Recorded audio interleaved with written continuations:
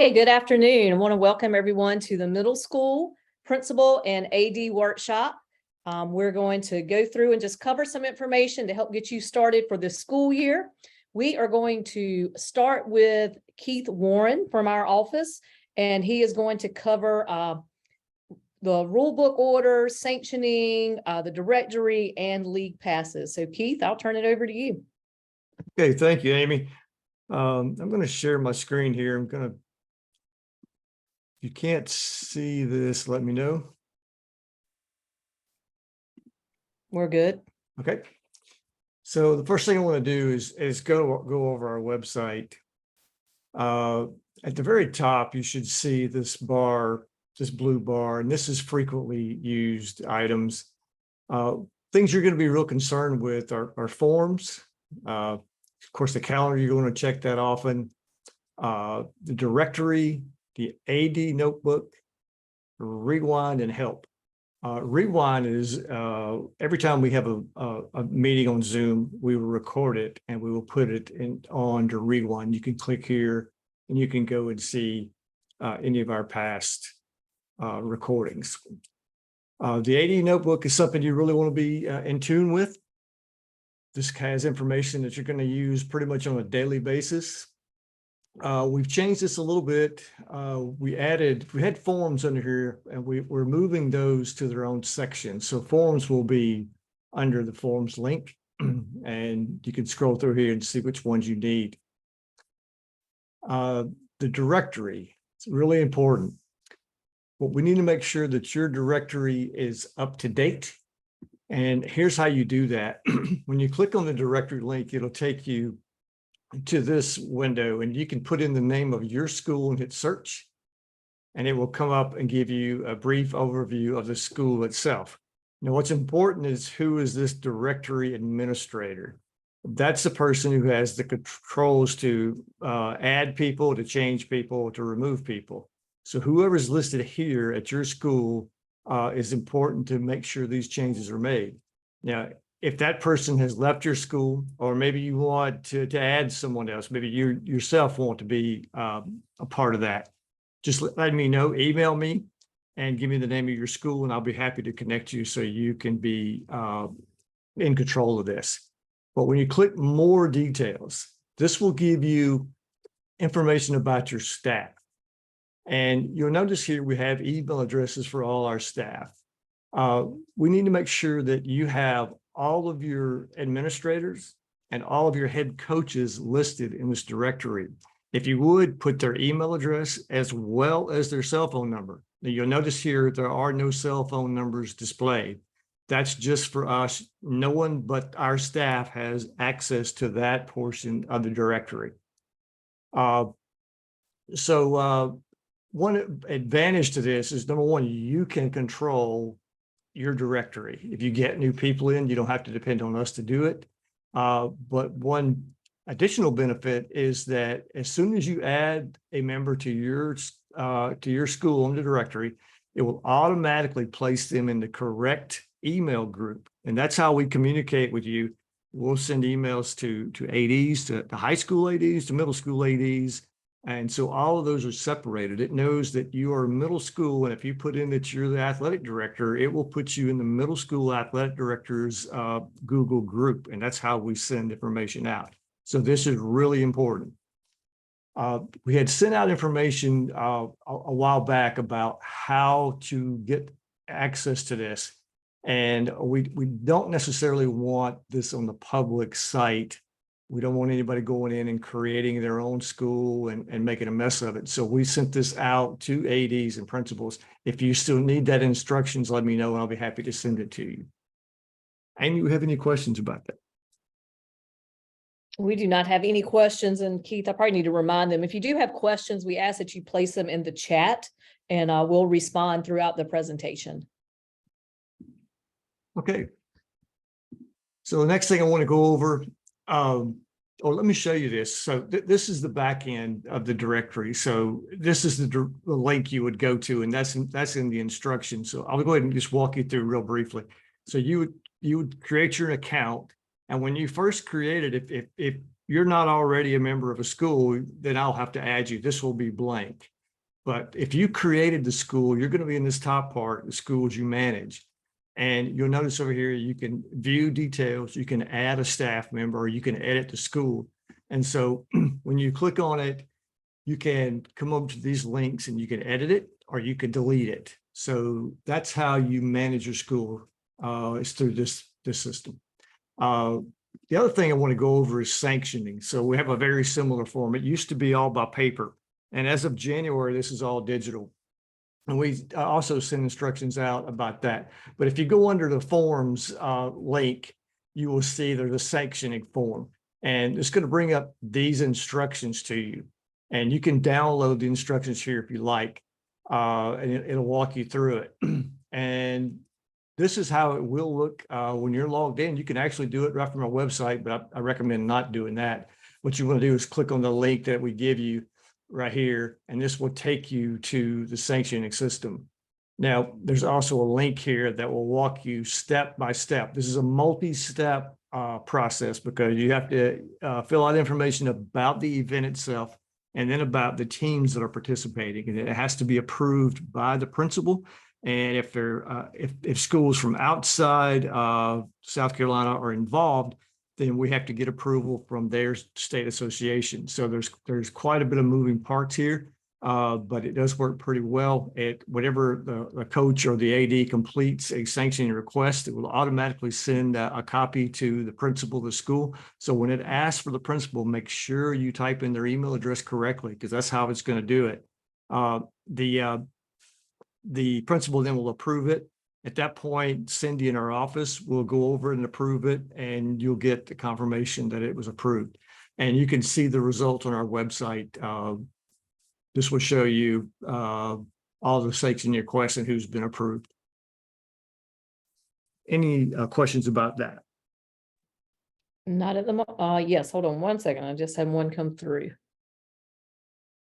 All right, so it asks, how do we get access to the ability to change the names of our school personnel? It says we can only view personnel for our school, but cannot update the information. That's in the directory? I'm assuming they are referring to the directory. Is that correct? Yeah. Yes. So again, when you go back to the directory itself, you can look here, and this is the person who would have access. If that person is no longer there, or if you also want to have access, email me. I will send you the information. What you'll need is the information that we sent out a while back gives you the link to create an account.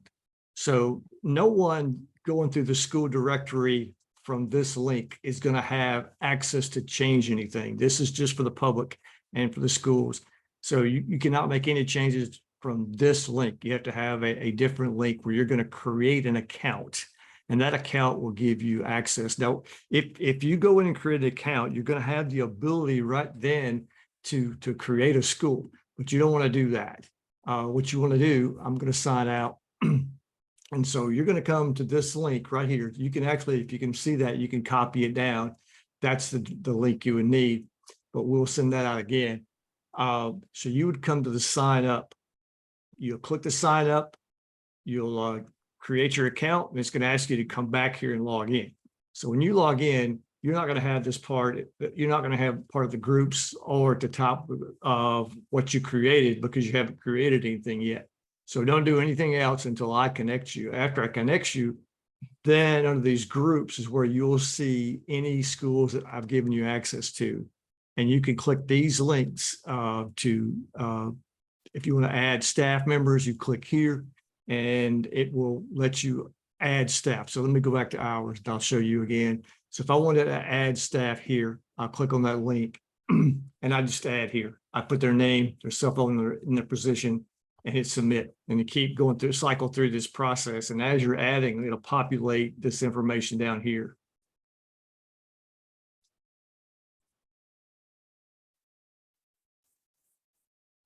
Any more questions? I think that's it. And those of you that are doing questions, you have to put them in the Q&A. So I think some of you have tried chat and it's disabled. So you'll just place your questions in the Q&A. Another item that's really important to you right now, I'm sure, is the league pass. So the way we do that is it's a digital pass and it's coming through Dragonfly. If you'll have to create an account. It's a free account. If you don't already have one, you can use this link at the bottom. You can sign up for a free account. What you're gonna have to do is request to be a part of your school. Now, anybody can request to be a part of your school, but the school administrator will have to approve that person into the school. So that's just a safety check. No one gets in that shouldn't be. So after you've created an account and part of that process says, hey, what school are you in? And so as an administrator, you'll be approving these people coming in. So I'll log in as me. So what happens is you'll see that when you log in for the first time, this would be empty. And this is how you go through and request a card. And they call them cards. It's the league pass. So the way your school would do this is they would log in and you're going to have to approve them into the school. I'll go over that just a second, but you'll request a card. And when you request the card, there's a process that comes up. You're going to fill out answer these questions. Then you'll upload your photo. And the really important thing is make sure you click the Get My Card. A lot of people don't do that step, and that kind of it just sits in limbo because it hasn't been submitted. So you'll answer these questions and you'll hit, when you do that, when you finish, hit sign and complete, upload your photo and hit Get My Card. Now, what that's going to do, it's going to put you into a queue that an administrator at the school needs to monitor. And you'll notice it has this pending on it. So that means it hasn't been approved yet. And right here, it tells me I have submitted it to the school. That's important. If someone says, you know, they say, hey, look, I filled out my card, my league pass request, but, you know, you're not seeing it in your school. Well, they probably didn't click that Get My Card link. So it's still in a pending status that you can't see it. But as an administrator, you're going to have cards and events over here on the bottom left. And you got this filter menu at the top. You want to click that and then click cards and events again, because you got to pick which one. There are a lot of different possible ones, but you're mainly going to be dependent on this one. This will show you everybody in your school that has submitted it. To approve it, all you do is click on the box. You can't do it now, but yours would have the approve there. You would hit approve. The reject is there in case someone got a league pass, but maybe they left your school and you don't want them to have it anymore. You can reject that card and it'll automatically take it off of their mobile device and they won't have that pass anymore. But to approve it, you just click on it, you approve it, and then you'll notice it's going to have the green thumb. So what happens at that point is I monitor it at this league office, and every morning, every afternoon, I go through and approve passes. So at the most, it should be 12 hours before they're approved after you submit them. But what you're going to do, go ahead. Well, just have one quick have two questions really, but one, do the administrators, do they receive an email when someone has submitted a request, or do they have to go into it to see who is? No, they don't get a email. You'll just have to monitor this every day, go through, particularly early in the year until everybody gets their pass. Then you'll approve it and it'll just fill out. And you can, if you got a really big school, what you might want to do is click here and go look at approval status and just say the ones submitted to school. And this would only show you ones that had been submitted. So that will cull the list down if you need to. If you have a small school, it really probably wouldn't matter. Okay, and then the other big question that we're getting there, and I'll answer this, but it's asking, you know, how many league passes do middle schools get, and does it cost the school any money? Middle schools are allowed 4 league passes. So the middle school, again, they are allowed 4 free passes. Then after that, it is up to the school. If you would like to purchase additional passes, they are $25. And those are invoiced at the conclusion of the school year. So you would be invoiced for those at the conclusion of the 2022-23 school year. But again, that would be for any approved league pass above the 4 that the middle school gets. Okay, thanks. And so to actually use the pass, you're going to need to download the Dragonfly app from the App Store, and that's good on iPhone as well as Android.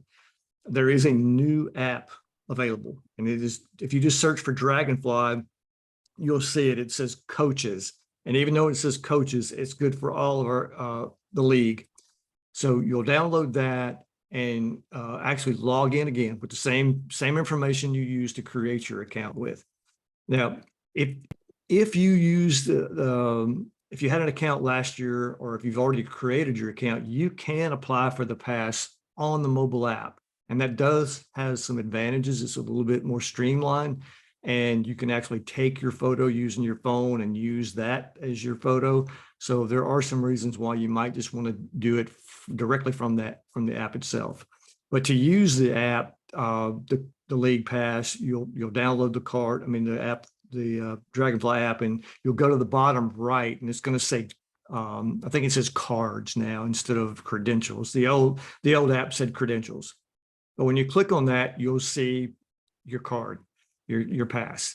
And if you're at the pass gate at an event and you're the one checking these passes, make them turn their phone horizontally, and you can swipe across it to validate it. It now has an interactive feature where no one can use a screenshot to get their way in. It actually, you can validate the card by swiping across from left to right, and it will validate the card so it can't be used again within an hour. So that's just a safety precaution. Any questions about that? No questions on that. Okay. So one more thing I want to go over is rule books. If you are on our website, you'll notice we have one item there in the news about rule books, and we're doing this digitally now. Instead of you submitting a request by a fax or an email, you'll use this digital method. This is the actual link directly to, it's a Shopify page, or if you're on a mobile device, you can scan that code in and it will take you to the products list. And there's a number of items here. There's handbooks, there's diagrams, there are case books, there's score books. There's a whole lot of things here that you might be needing. You can add as many as you like. You can click on it and you can increase the quantity, and you can add it to the cart. You can either have them shipped or you can pick them up at the office. It's a pretty simple process though. Any questions about that? All right, so I do have a question. They're asking about, I guess, how do you allow spouses to use the pass? Because I think the League Pass allows for spouses, or has in the past. Yeah, so you would just present the one pass. And it should be just like it always has, would allow an additional person in. Okay, and they may be referencing, I guess, if they are coaching and the spouse is coming separately, maybe how they're referencing that. So they would have to have the app on their phone as well. That's true. Okay. All right, and rule books are only ordered online through the Shopify, correct? That's correct. You can have them either shipped to you, or if you're close by and you want to come by and pick them up, no problem. What this does for us, it gives us inventory control. And a lot of people are wanting to pay by credit card, so you can do that right online. And it gives us the ability to know what our stock is like, and it just modernizes the process.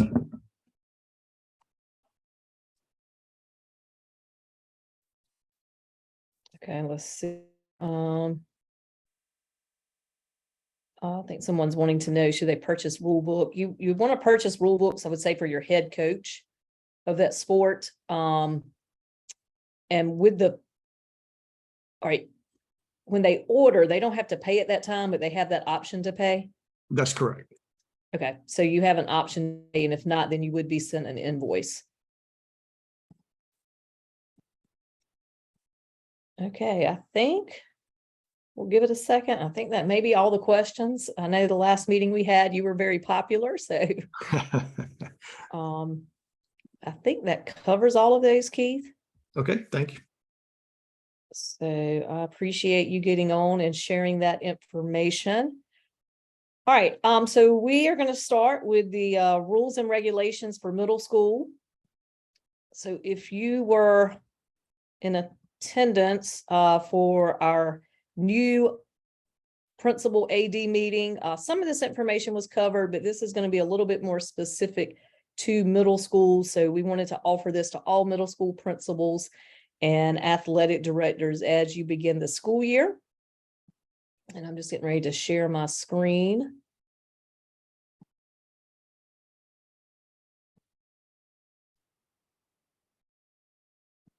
All right, so just so everyone knows, I am Amy Boozer, one of the associate commissioners, and I do oversee middle school sports here from our office. You can see my email address is listed for you, as well as my office number. So if you have questions regarding middle school rules and regulations, please don't hesitate to reach out. I will be glad to assist you with any questions that you may have.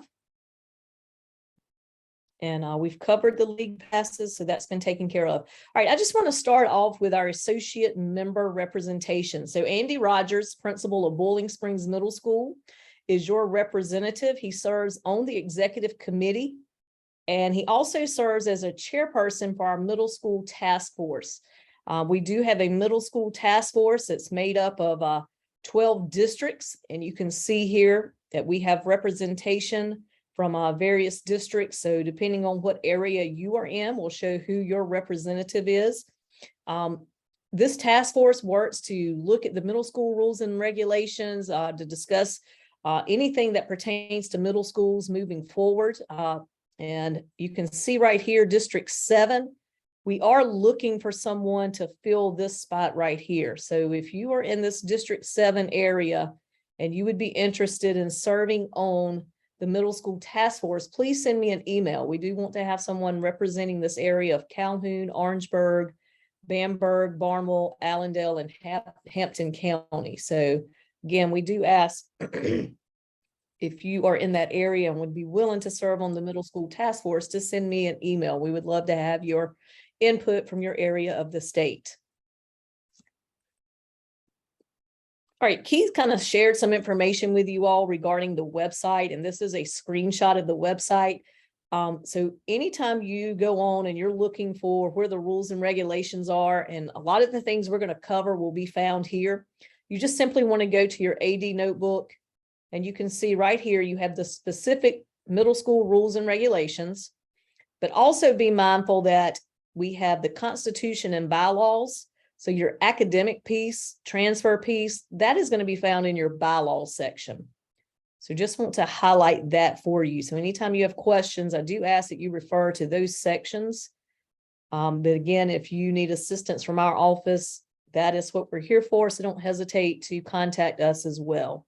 I do ask that you also make your middle school coaches aware that right here are the rules and regulations specific for their sports. So encourage them to go there, to look, to see what it has in the middle school section regarding the sports that they coach.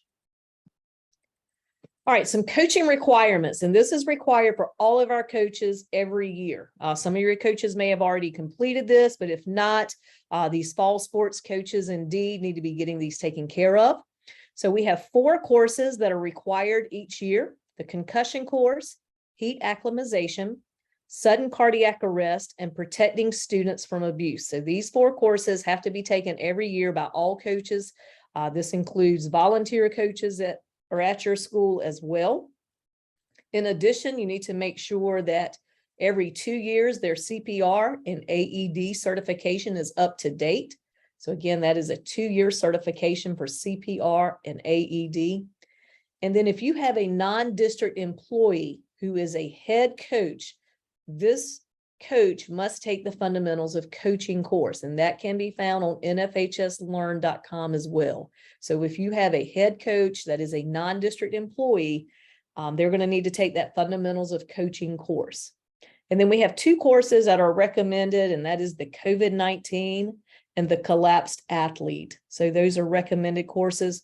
You'll find when you go to nfhslearn.com, they offer a lot more than just what we have required here. So it may be other things there that will benefit your team. So I do encourage you to look at that. May benefit you as a coach as well, as they have some coaches courses listed there. And with the fundamentals of courses, they just have to take that one time. They do not have to take that every year.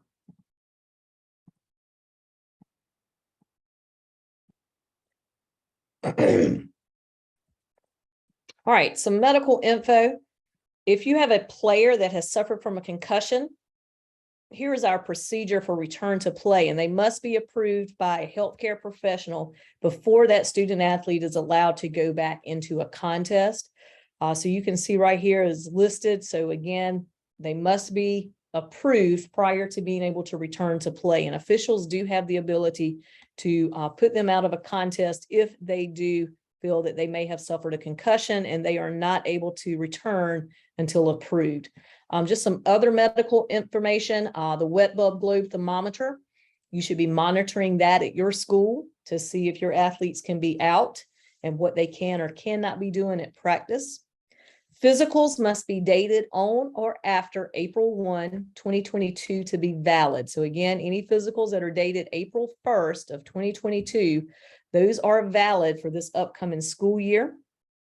And then just check to make sure your emergency action plans, make sure that they are in place, make sure your coaches are aware of the emergency action plans and that they are prepared in the event that there's an emergency, that they cover these with their athletes as well. In the case that the coach is the one that has the emergency and the athletes are the ones that are going to have to implement this emergency action plan. So can't stress the importance of that enough. And then for football, immersion tubs or other cooling devices are required.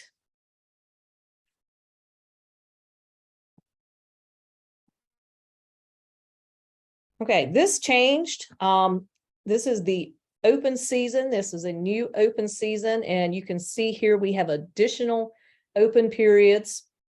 You can see now fall sports opportunities for an open period, and that is March 1st through the 31st, 2023, and May 1st through the 31st, 2023. Your winter sports will have an opportunity for an open period September 1st through the 30th and April 1st through the 30th of 2023. And then spring sports, October 1st through the 31st and January 1 through the 25th. No longer do you have to just be restricted to 20 days. So what you see, that window of time, that's the opportunity that will on sports skills and so forth. When it is not that time of year, then you can only be doing conditioning and cannot be working on sports specific skills. If you have competitive cheer, they can hold tryouts in that. Those student athletes are not eligible for that fall, or those rising seventh graders would not be eligible for that March period, but they are eligible for the May period. And again, that's for competitive cheer. And then our fall sports, any rising seventh grader would be eligible May 1 through 31. All right, if there is a violation, you can see here that there is a $500 fine with a violation. And then for middle schools, it would result in losing a day of practice. If it's a 1-day violation, 2 days of practice if it's 2 days, and 3 days of practice if it is 3. It can be limited on your scrimmages and can limit you to not being able to host any events. So there are consequences if the open season is, or if the closed season is violated. So just want to make sure you're mindful and your coaches are mindful of the windows of opportunity of what they can and cannot do. And yes, June and July are open seasons for all sports, with the exception of that July 4th dead week. So again, that is open season for all sports, with the exception of that July 4th dead week. So nothing can take place during the dead week. All right, so rules and regulations. So all the rules that we're going to cover today, these are going to apply to all 7th, 8th, and 9th grade students participating in the junior high or middle school round, as well as students participating on exclusively 7th and 8th grade teams under the high school program. Students below 7th grade may not participate in interscholastic athletics. So 6th graders are not allowed to participate in interscholastic activities, athletics. Students in 7th and 8th grade, they are not permitted to participate on varsity interscholastic teams that are considered contact sports, and that is football, wrestling, lacrosse, and soccer. So they are not eligible for varsity on football, wrestling, lacrosse, and soccer. They are eligible for the sub-varsity in middle school. Football is where a student cannot participate on an outside team while in season. So football, if they're playing for your school football team, that is the only team they can be on during that season. They cannot be on an outside football team. And practice in all sports may not exceed 2 hours per day. So we want to make sure we're falling within those guidelines. Middle school sports, you are allowed 1 scrimmage, 1 jamboree, and 2 tournaments. Just want to remind you that a jamboree is you cannot play more than a half of a regulation contest. So a jamboree, you only play a half of a regulation contest. So I put examples here. So football, basketball, soccer, that would be 1/2. Volleyball, that is only 2 sets. And this is only against 1 opponent. Wrestling, 1 period per wrestler. And then baseball, softball would be 3 innings. So jamborees are only half of a contest.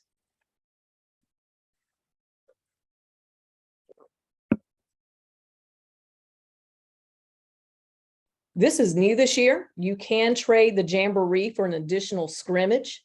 So if you do not want to have a jamboree, you can trade that in to have an additional scrimmage. So that would give you 2 scrimmages. And you can also charge admission for 1 scrimmage. All right, there are some differences between our high school regulations and our middle school rules and regulations, and that is why we have them separated out. So just some differences that you'll notice will be the number of scrimmages and jamborees that are allowed, the competition time limit and selected sports, and then practice time limit and outside teams. So there are some more restrictions, especially regarding outside teams. It's what varsity teams can allow versus what middle school teams can allow. And that is now referred to as our allowable starters rule. And that can be found in our rules and regulations.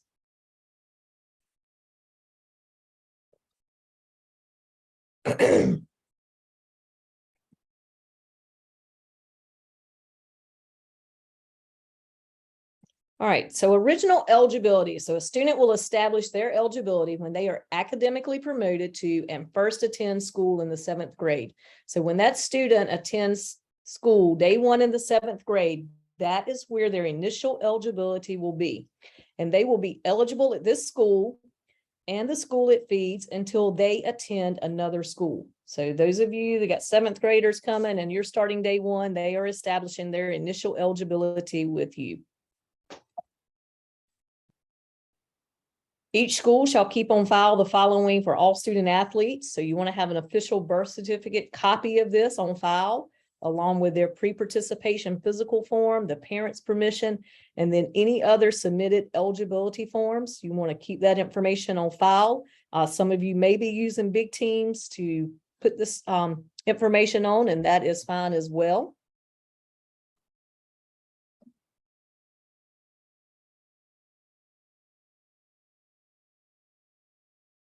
All right, academic eligibility. Right here, you can see student athletes must be academically promoted to meet eligibility for first semester. So with middle school students, you're looking to see, was that student academically promoted? If the student was socially promoted, that is not going to meet eligibility requirements for first semester. Students in grades 7th and 8th grade must be meeting the school district promotion policy at the end of first semester in order to be eligible second semester. So again, they just have to be meeting the district promotion policy. If you have a 7th or 8th grader that is repeating the grade, so the parents are deciding to hold them back, the student met academic requirements, and that student is not going to be eligible for that year. So if a parent chooses to hold a kid back that was academically promoted, that student athlete is not eligible for athletics for that school year. If you had a student who failed, they can gain eligibility for second semester if they have satisfactorily passed first semester work. So if you had a 7th or 8th grader who they were not eligible first semester, they can potentially gain eligibility for second semester.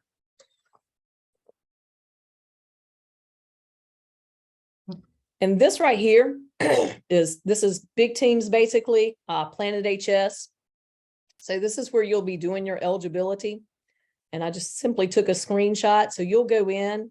Some of you may have already started to manage semester setup. So you would put in the sports that you are offering for this fall. And then once they are set up, then you will go do your manage eligibility. And this is where you will put the student athletes information in for eligibility. And again, this is to be done on big teams, which was formerly known as Planet HS. You'll also do your transfer forms here as well. Excuse me.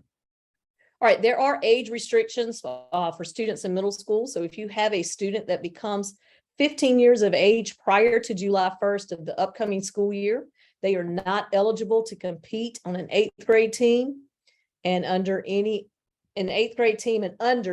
athletic activity. So if you have a student that has turned 15 years of age, July 1st of 2022, then they are not eligible for 8th grade or below athletic teams. They can be considered enrolled in the 9th grade for athletic eligibility purposes. Advanced participation.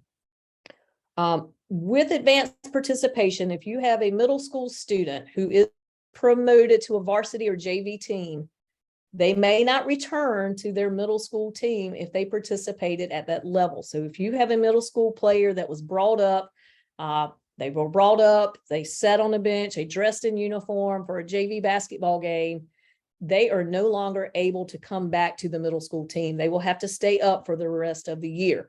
Now, if that athlete started the year at the varsity level or even at the JV level, and they realize midway through the season, oh, you're not getting the playing time we thought you were going to get, they can move them down to the middle school level. So if they start at the higher level or at the high school level for JV or varsity, they can move back down. But if they start at the middle school level and are moved up, they cannot come back down. And just remember, participation is defined as being in the same uniform and permitted in the bench area of the competing teams. It does not mean that they actually got into a contest and played.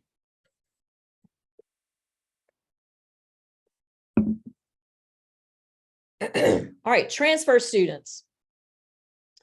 All transfers should be treated as ineligible until the student is submitted on Planet HS. So you want to make sure that you're going to view them as that they are not eligible.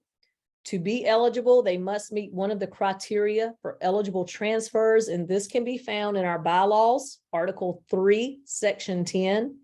And I'll just let you know that there is a lot that I can cover regarding transfers.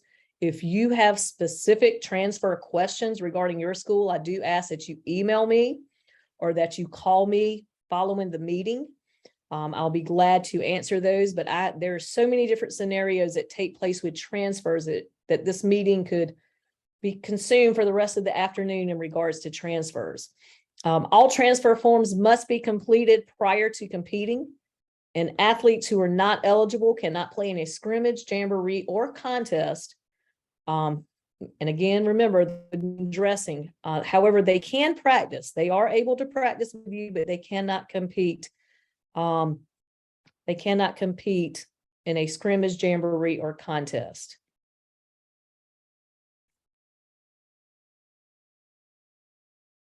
And I know we're having some questions. I think Charlie is going through and addressing questions. Charlie, is there anything that needs to be addressed out loud, or you just simply answering them?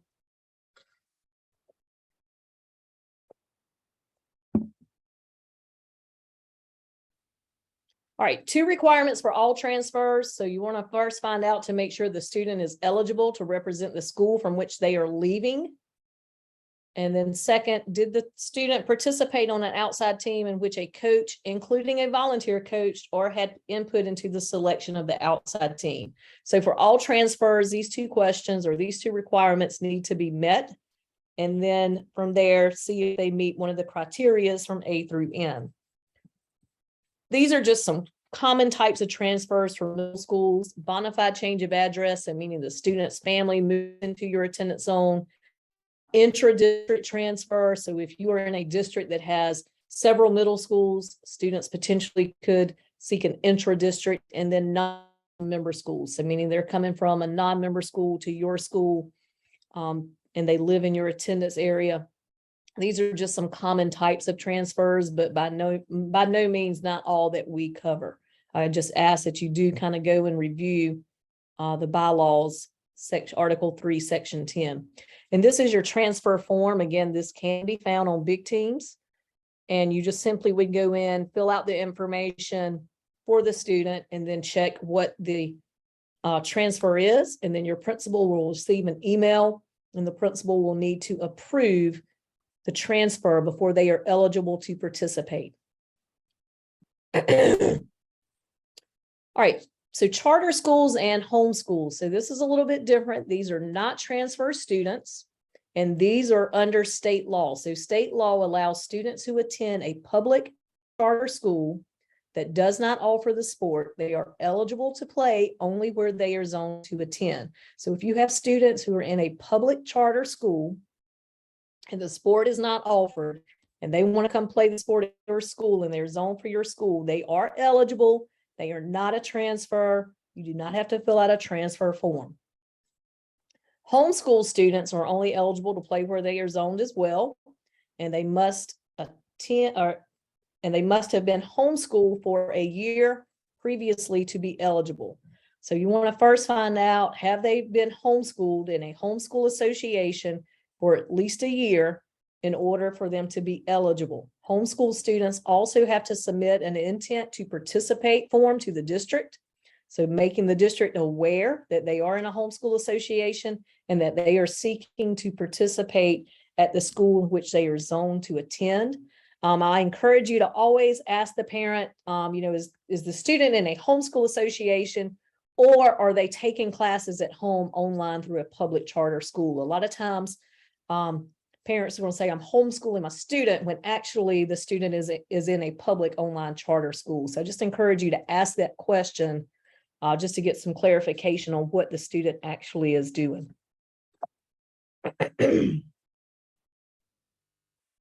Okay, ejections. If your school has an ejection, so athlete ejections, you must submit an ejection report. So you had an athlete that was ejected from a contest. The next day, you need to be submitting a report to our office.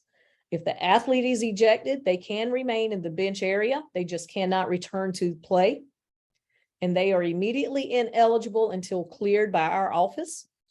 And you can see here, we do have suspensions, and these are just the minimums. So it can be more than the minimum depending on the severity of the event that led to the ejection. So you can see those are listed there for you. And we have that the ejections must be served at the level that the ejection occurs. And if it's the second ejection in the same sport, that would be a 2-week suspension. So if an athlete gets ejected twice in the same sport, that would be a 2-week suspension. What happens if your coach gets ejected? Again, same thing, submit the ejection report to our office. It's very hard for us to do anything to process if we do not have a report from the school. So we want to make sure that we have your report as well as the officials' report when it comes to dealing with ejections of athletes and coaches. If the coach is ejected, the coach must leave the facility and stadium immediately and not return. So again, coaches must leave the facility and stadium immediately and not return. The coach cannot return to coach at any level until cleared by the South Carolina High School League. So if your middle school coach, if they help with the varsity football or basketball or baseball or softball team and they're ejected from a middle school contest, they are not eligible until they serve their 2-game suspension at the middle school level. It is a $300 fine.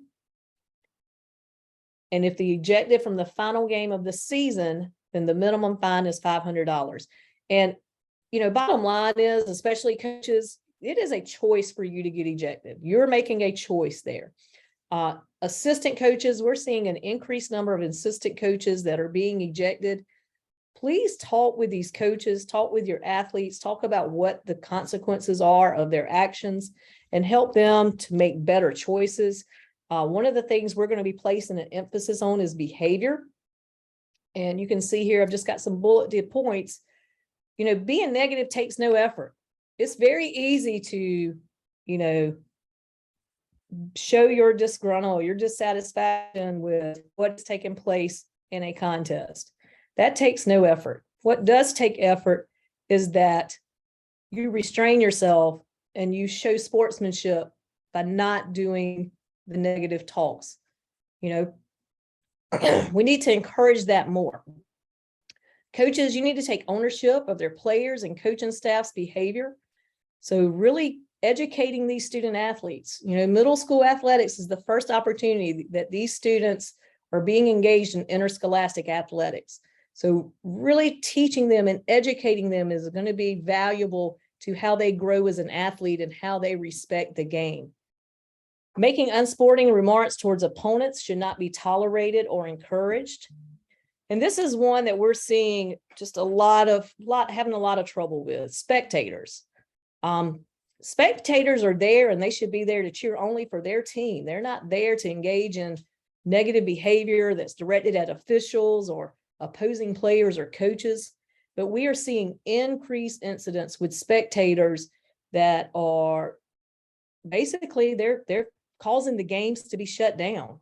We had several games last year where spectators came out on the floor and came down to the bench area to where the officials had to stop the contest. So we ask that you share with your spectators what your expectations are when they come to your school, when they come to your sporting events. What are your expectations?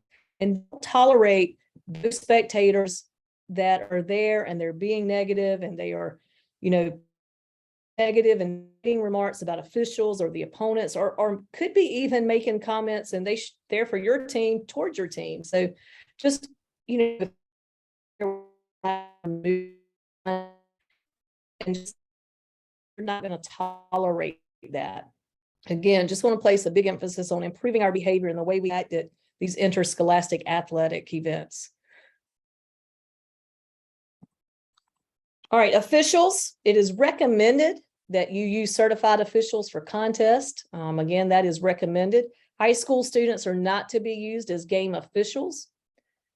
When you have officials, you want to make sure you have a clean, secure dressing facility and make sure you have a security post contest. So you have someone there that is able to get those officials away from the field or away from the gym to get them out of the area and back to their cars safely.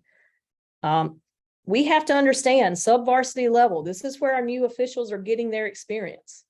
So just middle school learning the game and learning how to play. We have officials that are there and they're there gaining experience and learning to be better officials through being at your contest. Too often, the way these officials are treated, this is a major reason why, one, they're going to leave the profession if they are treated negatively, or two, they're going to stay with it. So it's important to see how are we treating these officials on this level. And then again, just making your coaches aware that, hey, our officials have to get trained somewhere. Your officials should always be treated with respect. And again, we expect the same from our officials as well, as they should treat the coaches and players with respect.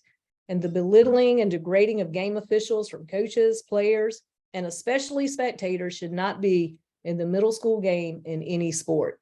So again, just want to make sure that we are not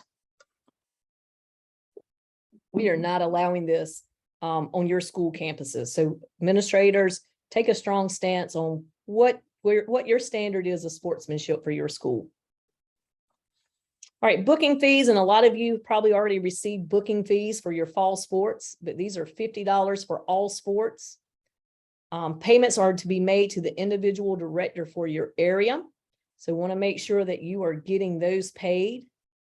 And if you're hosting a scrimmage, there is a $25 fee to be paid to the local assigner per scrimmage. So if you are hosting a scrimmage, you'll have that fee as well. But we do have assigners that reach out to our office and they make us aware, and it's even after the season, that their booking fees have not been paid. So we encourage that you get those booking fees paid in a timely manner.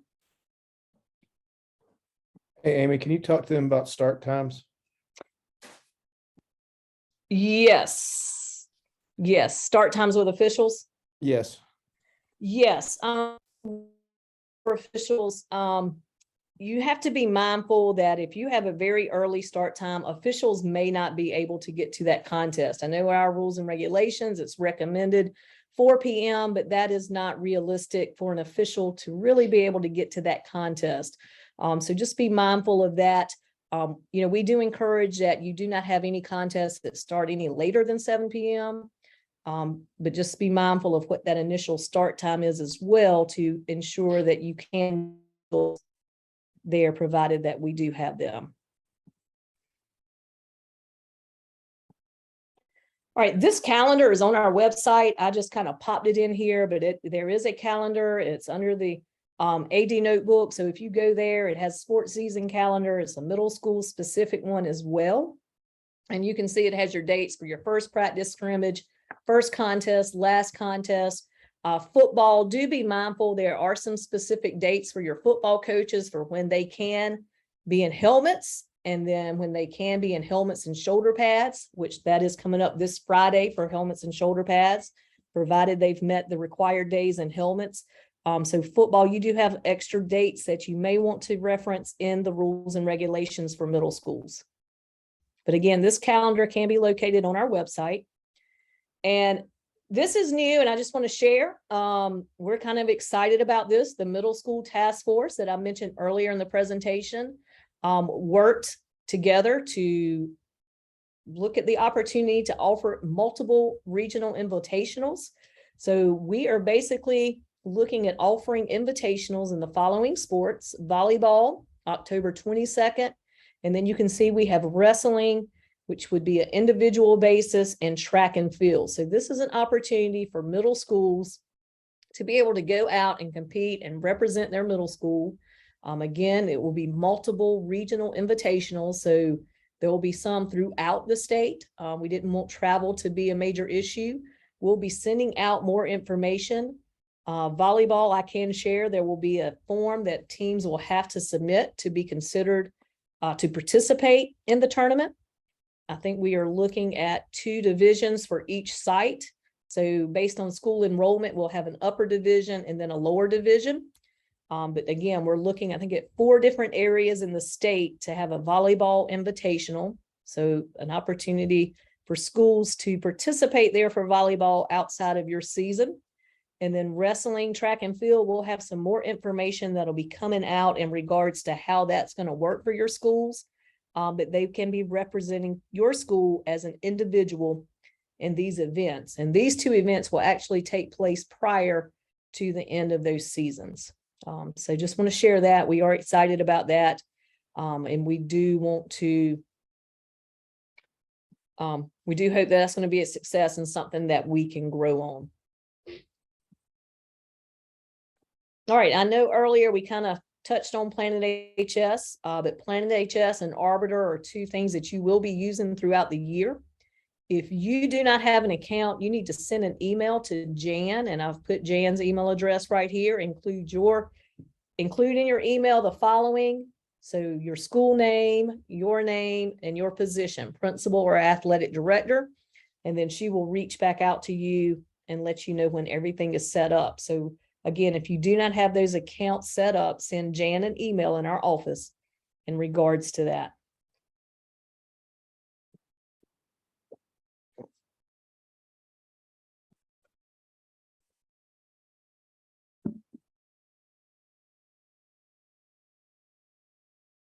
All right, in addition to us overseeing eligibility and transfers and rules and regulations, we do have some educational services that we would like to offer. And we started this, I think we'll be going on our 3rd year with the Student Leadership Summit for middle schools. So this will be coming up September 22nd. So this is a middle school leadership summit that is specific to the middle school only, that will be offered September 22nd. And Danny Brooks from our office will be sending out more information. We'll be sending out information on how to get your school registered. And again, it's an opportunity that you can, register multiple kids. It's not limited, as it is a virtual online summit. So we are excited to be able to have the opportunity to do that again. And then just some helpful interpretations before we close out. Just want to remind you that your transfer students, make sure you're always checking them very closely. Many of them will not be eligible, so you want to make sure you are checking them very closely. Never submit a student on a certificate of eligibility without having all the necessary paperwork on file. Make sure you're checking the records for the courses passed. So with you all, you're looking at the academic, if they are academically promoted for your school district. Your certificates of eligibility, these are to be submitted 7 days prior to your first contest in that sport. So some of you will have some coming up soon. So you want to make sure that you are getting the eligibility ready, and it is due 7 days prior. All right, we don't have to worry about the varsity sports schedules. That's just for varsity sports. Again, number 6, never allow a student to practice without having a parent's permission form, that physical exam form, and insurance coverage. So you want to make sure you have all of that before they are allowed to practice. And then a player has the same restrictions as a team on the number of games played. And it says here, anyone other than junior high or middle school players may move up or down. And we've addressed the advanced participation with you all. So you should know what is allowed and what is not allowed in regards to the middle school player. And teachers' children, they have the same restrictions as other students. And then last, if you have any doubt, check with our office. That is what we're here for. Check with us so that we can assist you in any way. I'm just looking at a few questions that we have. A copy of these slides, I will let you know that this meeting was recorded. It will be posted on our website on the Rewind. So you can definitely go back and review any information that was shared today. And yes, the middle school summit information that will be coming out probably the end of this month. So I would start looking for it at the end of this month with getting registered. That'll start coming out in Tuesday News. And if you're not receiving Tuesday News, you need to make sure that you are getting on the directory so that you can be informed of what's going on. And if you're not receiving Tuesday News, I just want to share that you can find it on our website under the communications tab. There's a lot of good information that is there as well. So, again, I can't emphasize enough, don't hesitate to reach out when you have questions. And just so you know, we'll do a follow-up meeting prior to your second semester beginning. There are some transition things, and just kind of talking about if you have a student that's in basketball that gains second semester eligibility, how do you handle that? So we will have a follow-up meeting prior to second semester starting. And before we conclude today, I know we have Commissioner Singleton that is with us. And before we conclude, I just want to turn it over to him very quickly. So, Dr. Thank you, Ms. Boozer. A lot of information shared today. Hopefully we found those helpful. We'll continue to do this as the year goes on at different times. As Commissioner Boozer said, we'll do it probably prior to each sports season to continue to give you additional information. Don't let it stop here. Please take the opportunity to review this recording. And if you have additional questions, please give us a call. We're here to help you. This is a format that we're using, hopefully, that you can do it from the comfort of your own school without having to travel much. But we're here to help you. If there's anything that we can do differently to be a better service to you, don't hesitate to share that with us also. We appreciate you, know that we're behind you, and thank you for your attendance.